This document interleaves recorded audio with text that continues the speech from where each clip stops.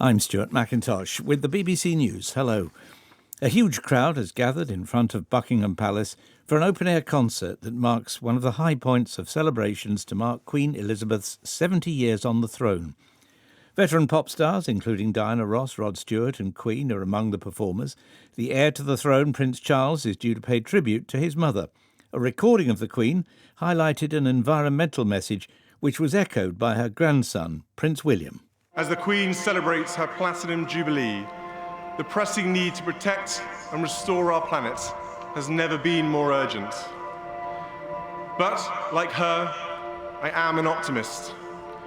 Decades of making the case for taking better care of our world has meant that environmental issues are now at the top of the global agenda.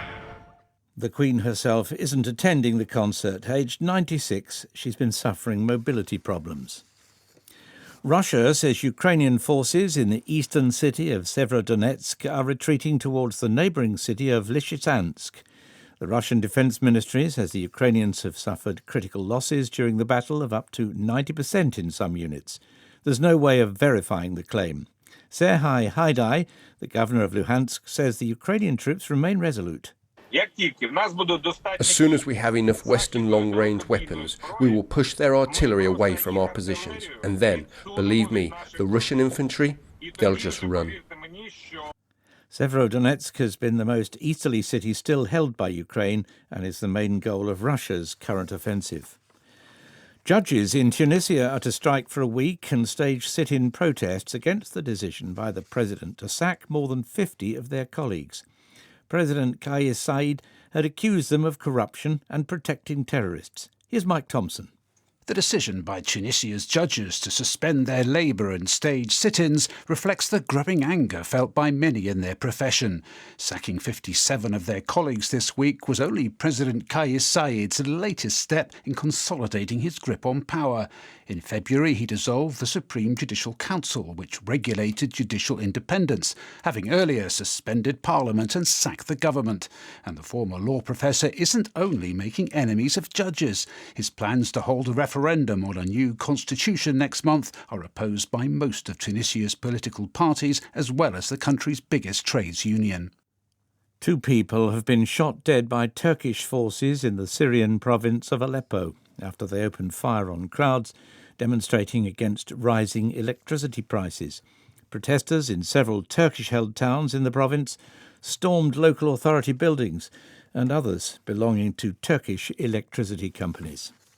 This is the World News from the BBC.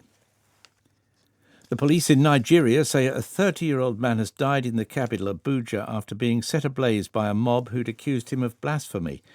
A police spokeswoman said Ahmed Usman, who was a member of a local vigilante group, had got into a heated argument with a Muslim cleric. The row turned violent when a crowd of around 200 people was mobilised in support of the cleric. The police took the victim to hospital, where he was pronounced dead on arrival. Last month, a Christian woman was killed after she was accused of making unflattering comments about the Prophet Muhammad. Brazil's health ministry has begun offering a 4th dose of the coronavirus jab for people over the age of 50 and all health workers. Leonardo Rocha reports. The Brazilian government said the measure was aimed at dealing with an increase in cases and deaths across the country, particularly among the most vulnerable.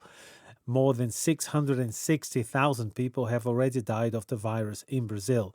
The opposition and health experts say thousands of deaths could have been avoided if President Jair Bolsonaro hadn't dismissed the severity of the pandemic or delayed the purchase of vaccines.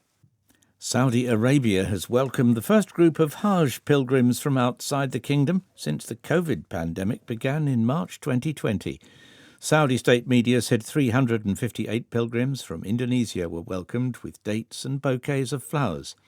For the last 2 years, only a reduced number of Saudi-based pilgrims have been allowed to travel to Mecca. Mercedes-Benz is recalling nearly 1 million older vehicles worldwide because of a potential problem with the brakes. The German Motor Authority says the cars affected were built between 2004 and 2015. The problem is related to corrosion, which could lead to the connection between the brake pedal and the brakes failing in the worst cases. BBC News.